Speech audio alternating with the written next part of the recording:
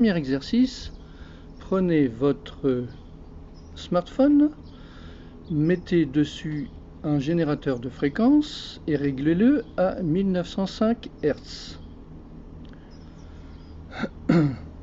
Ensuite, prenez ce générateur de fréquence et approchez-le de vous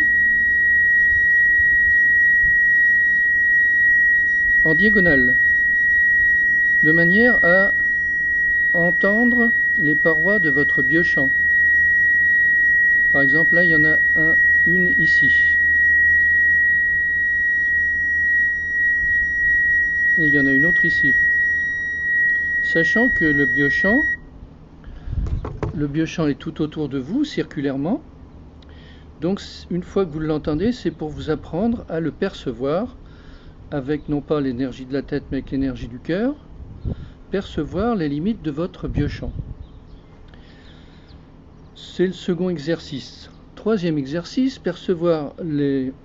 Vous avez ensuite une paroi qui est horizontale, non, qui est verticale, pardon, devant vous, et une paroi qui est horizontale au centre, qui doit être au nombril.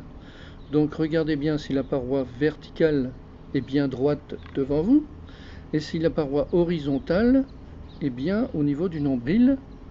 Si elle est plus haute, c'est que vous n'êtes pas assez enraciné et ancré. Apprenez-vous à tester ces parois. Maintenant, ces parois vont réagir en fonction de ce qui est positif ou de ce qui est négatif. Donc, l'exercice suivant, vous mettez votre main sur votre biochamp et puis vous testez un fruit par exemple. Vous testez un fruit, vous mettez votre main sur le fruit ou même à distance, vous dirigez votre main sur le fruit et vous regardez en même temps quelle est la réaction de votre biochamp.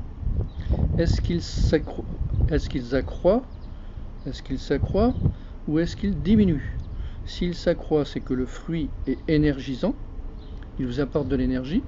S'il diminue, c'est que le fruit est dévitalisant, il vous réduit votre énergie. Donc vous pouvez tester ainsi tous les aliments que vous avez, à savoir s'ils sont énergisants ou ils sont dévitalisants. Vous pouvez tester l'eau, vous pouvez tester vos aliments, etc. Et y compris, vous allez voir qu'à distance, ça fonctionne pareil. Exercice suivant, vous allez tester ce qui est positif ou négatif ou mensonger. Donc là, on a testé une énergie, mais c'est qu'une énergie. On peut tester, est-ce que aussi ce fruit est bon pour moi? Auquel cas, là, on va regarder où se place votre paroi du biochamp verticale. Si elle reste droite, c'est que le fruit est pas négatif. Si elle se décale, c'est que ce fruit-là n'est pas bon pour vous. Si vous faites la même chose sur un livre, par exemple, eh bien, si le biochamp reste droit, c'est que ce qui est dit, les propos sont justes. Si il y a un décalage, c'est que les propos sont erronés. Et s'il y a un décalage en diagonale, c'est que les propos sont mensongers ou dangereux. Donc, lorsqu'on teste avec une main et que l'on regarde avec l'autre, quelle est la réaction de notre biochamp? Si le plan horizontal, pas horizontal, vertical, reste droit, c'est que c'est bon. Si le plan vertical se décale à droite ou à gauche, c'est que c'est pas bon, c'est mensonger, pas forcément volontairement, mais c'est erroné. Et si le plan vertical se décale en diagonale, c'est que c'est mensonger ou dangereux. Et vous pouvez tester d'ailleurs avec ce principe-là les propos et les vidéos que vous voyez sur Internet, et vous testez si les propos sont bons, ou s'ils sont erronés, ou s'ils sont dangereux et mensongers. Vous pouvez tester les hommes politiques, vous pouvez tester ceux qui vous affirment que le coronavirus c'est ça ou c'est pas ça, que le médicament c'est ça ou c'est pas ça. Vous pouvez vérifier tout de suite si c'est vrai ou si c'est faux. S'il y a un décalage, c'est faux. Et si c'est en diagonale, c'est encore plus, c'est vraiment dangereux. Autre exercice, vous pouvez tester autour de vous s'il y a des présences à partir du moment où vous avez testé votre biochamp, que vous avez pris l'habitude de percevoir les énergies subtiles, vous pouvez vous poser la question, est-ce qu'il y a autour de moi, par exemple, une âme en peine, donc un défunt qui n'est pas parti? Vous balayez l'air autour de vous, et s'il y en a une, hop, votre main va s'arrêter. Que ce soit au contact ou que ce soit à distance, il suffit de visualiser un laser au niveau de votre main, et en balayant, paf, votre main va s'arrêter s'il y a une âme en peine dans cette direction. S'il y a une âme en peine, évidemment, vous allez pouvoir faire le contour, percevoir le contour, et à partir du moment où vous pouvez percevoir le contour, sans être clairvoyant, vous pouvez poser une question. Vous pouvez lui poser une question, est-ce que tu es bien une âme en peine? Et puis si c'est vrai, mets-toi de l'autre côté. Et puis vous regardez, vous balayez encore une fois, et vous regardez si ce que vous avez perçu est de l'autre côté. Toutefois, là aussi, il peut y avoir un mensonge. Donc par rapport à ce que vous avez perçu, vous vérifiez si votre biochamp reste droit. Ce qui voudra dire que c'est vrai. Vous pouvez faire la même chose avec des esprits de la nature. Il y a effectivement des esprits de la nature, qu'on le veuille ou non, qu'on le croit ou non, c'est maintenant le moment de se réveiller, et si vous ne vous réveillez pas, eh bien vous risquez de partir et revenir dans une autre vie avec un peu plus d'évolution.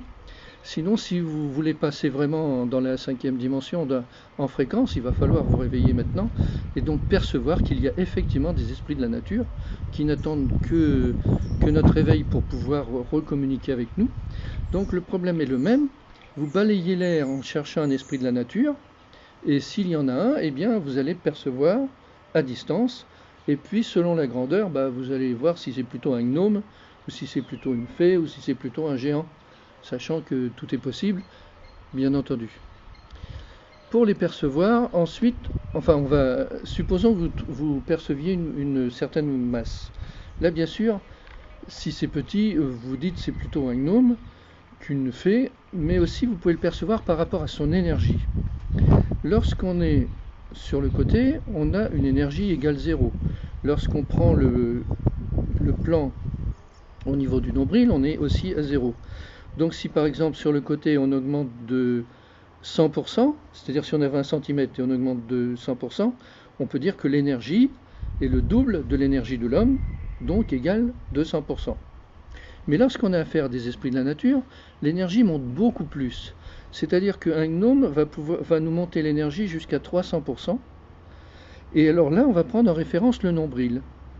On sait qu'à partir du nombril, on est au 0. On sait qu'à partir de la pointe des seins, on est à 10. On sait qu'au niveau du menton, on est à 20, c'est-à-dire 20 fois l'énergie de l'homme. Au niveau de la tête, 30. Et au bout de la main, à 40-45. Donc si on teste une présence énergétique dans l'air, on va regarder d'abord si elle est vraie, c'est-à-dire si notre biochamp ne se décale pas, parce que n'importe qui peut se faire passer pour n'importe quoi. Et puis ensuite, on va regarder son énergie. Donc son énergie, paf, ça nous indique 300 à peu près, donc on sait que c'est un gnome. Si c'est une fée, on va avoir une énergie de l'ordre de 16 à 18, c'est-à-dire une énergie à peu près dans ce sens-là. 16 à 18, sachant qu'ici on est à 20. Donc si on a affaire à une fée, eh bien on va avoir une énergie qui est entre 16 et 18. Si on a affaire à une sainte présence dans une église par exemple, où on voit que la présence est grande, que l'on regarde que notre biochamp reste droit, et que l'on regarde son énergie en regardant quelle est la réaction de notre biochamp, là on va avoir une réaction qui peut aller beaucoup plus haut, c'est-à-dire 22, 24, voire plus, tout dépend de la sainte présence en question. Pour ce qui est du détail après de toutes les présences, bien sûr il faut consulter le livre, où tout est plus détaillé, bien entendu, on ne peut pas tout dire sur la vidéo. Mais avec ces exercices simples que vous allez relire, revoir et refaire progressivement, vous allez voir que vous allez pouvoir percevoir aussi dans les corps de la personne que vous voulez tester, eh bien, s'il y a un parasite. Bien, parlons maintenant de ce virus, de ce coronavirus. Tout d'abord, coronavirus, ça veut dire que c'est un virus en couronne. Un virus, qu'est-ce que c'est? Il s'agit de protéines avec un brin d'ADN. Il ne s'agit aucunement d'une bactérie, de quelque chose de vivant. Il s'agit uniquement d'un groupe de protéines avec un bout d'ADN. Donc les virus ne réfléchissent pas, n'ont pas l'instinct de se reproduire, ne sautent pas d'une personne à l'autre pour se reproduire, c'est archi faux. Déjà en début du siècle, Rudolf Steiner le disait, il s'agit en fait de genre d'excrément de la cellule quand elle est attaquée. Je répète, un virus, c'est uniquement des protéines qui, quand elles sont en cercle, font une couronne, donc c'est pour ça qu'on les appelle corona. Le coronavirus existe depuis tout le temps, en quelque sorte, c'est-à-dire des virus qui sont en couronne. Là, le Covid-19 a été surnommé comme ça parce qu'il est débuté en 2019. Donc, les virus n'existent pas, il s'agit donc de protéines et d'un brin d'ADN qui sont excrétés par la cellule, et non pas qui vont dans la cellule pour se reproduire, et qui sont créés donc par des parasites. Bien entendu, compte tenu que les médecins, les sciences médicales ne font que regarder sous le microscope, ils ne voient pas ce qui n'est pas de nature physique, puisque ces parasites-là ne sont pas de nature physique. Au même titre que vous avez perçu votre biochamp, que l'on peut percevoir des esprits dans la nature, on peut percevoir ces parasites qui sont de nature éthérique, qui sont comme des esprits, mais négatifs, et qui sont là pour consommer les énergies de l'homme à leur manière, pour se nourrir comme tout le monde. Donc ces parasites ont aussi, comme tous les êtres vivants, ils ont des petits, ils ont des œufs, ils se reproduisent, et donc effectivement sur l'homme, quand ils ont, en ce qui concerne une catégorie de parasites, ils créent ces virus, ces déchets que l'on perçoit là au microscope. Mais ce n'est pas ça qui constitue le danger. Autre exemple des erreurs de la science, tout ce que la science ne comprend pas, ils appellent des maladies auto-immunes.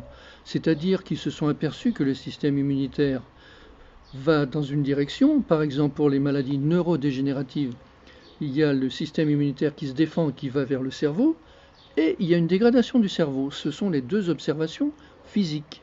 Donc il conclut que c'est le système immunitaire qui dégrade le cerveau, et c'est faux. Il s'agit là aussi de parasites qui dégradent le cerveau, le système immunitaire se défend, et évidemment il y a des dégradations quand même. Alors maintenant que vous avez appris à percevoir des esprits de la nature, eh bien vous pouvez les percevoir, ces parasites qui sont de nature éthérique. Si on a une maladie neurodégénérative, par exemple, eh bien, il s'agit d'un bocal, c'est-à-dire une poche de parasites sur le cerveau, qui fait comme un globe en quelque sorte. Il suffit de passer votre main à travers la personne en pensant maladie neurodégénérative, et vous allez sentir qu'il y a ce globe sur la tête qu'il faut enlever d'une certaine manière. On en reparlera pour ce qui est de l'enlever. Mais vous pouvez ressentir et faire le contour avec vos mains sans problème. Alors, est-ce que c'est extraordinaire? Pas du tout, pas plus que vous avez fait les autres exercices avant.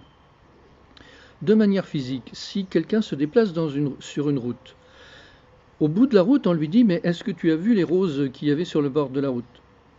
Ben non, il ne les a pas forcément vues parce que pour les voir, il faut prêter attention. Donc c'est pas parce que ses yeux ne fonctionnent pas, c'est parce qu'il n'a pas prêté attention. En ce qui concerne notre clair ressenti, c'est pareil.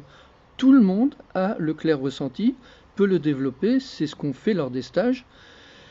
Mais il y a des exceptions, ceux qui sont vraiment trop parasités, ceux qui sont vraiment surchargés de blocages au cours de leur vie, etc. Et là, donc, ils sont tellement, ils ont tellement de boulets que le clair ressenti est ralenti. Mais que ralenti.